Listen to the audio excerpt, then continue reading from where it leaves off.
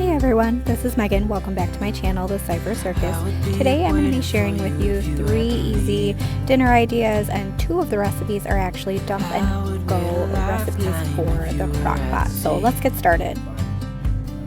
If you try any of the recipes, I'd love for you to let me know and leave a comment down below. And if you're new here, hello, and I'd love for you to join my channel by subscribing. Maybe we should hurry up and seal the deal.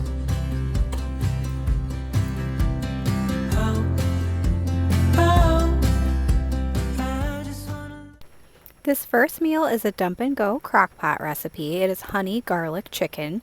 So you're going to need onion powder, some hot sauce, basil, soy sauce, ketchup, garlic, and honey.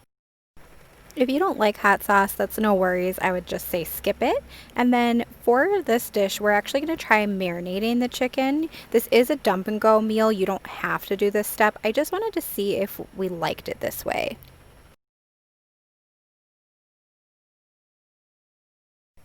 So for the sauce, it's going to be half a cup of the soy sauce, half a cup of ketchup, and then I ended up doing half a cup of honey as well.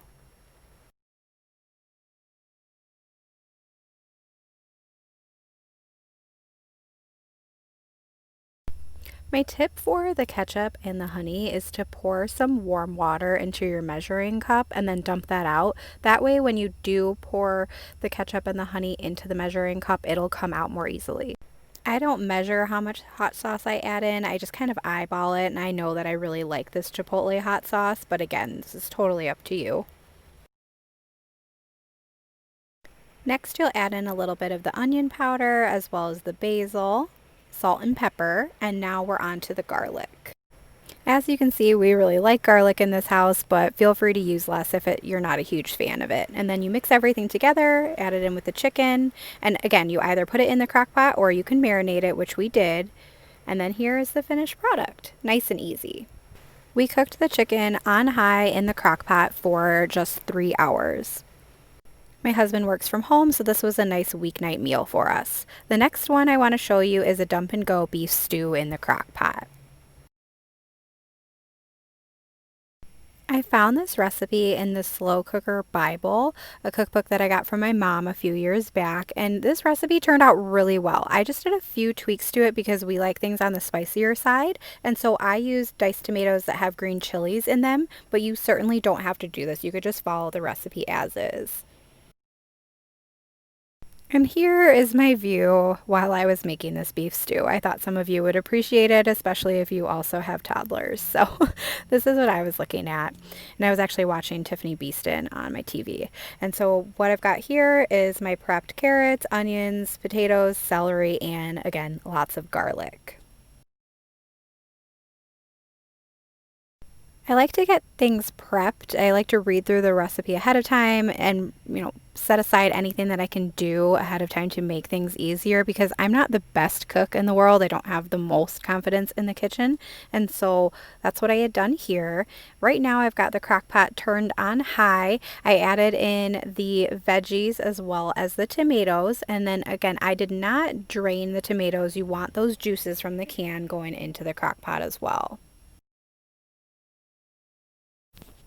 Next, I added in some hot sauce. I just eyeballed this. Again, we like things that are a bit spicier, and I knew my son wasn't going to be eating this meal anyway. It was just going to be for my husband and I.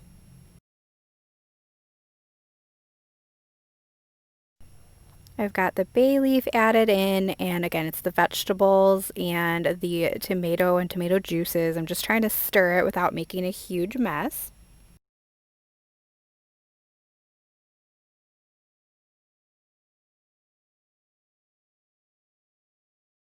I'm adding my spices into the water and give that a quick stir.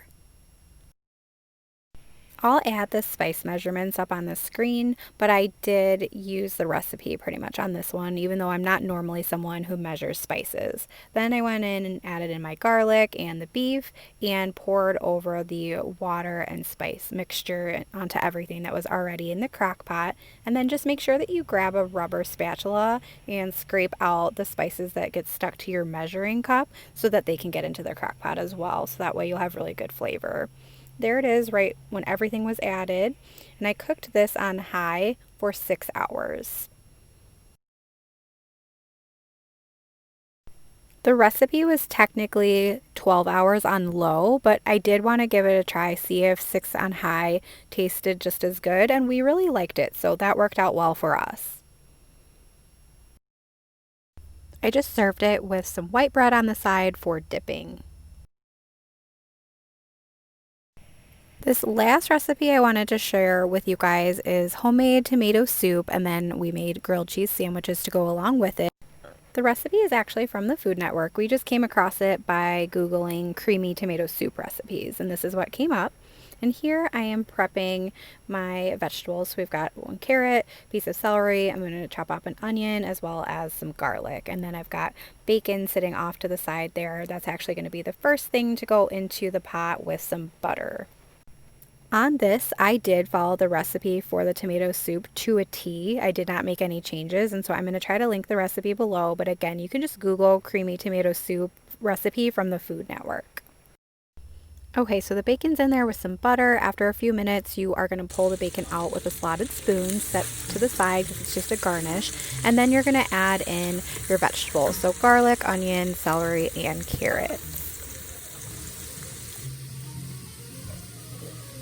You're going to cook them down for several minutes, and you want them to start going translucent before you do the next step of the recipe.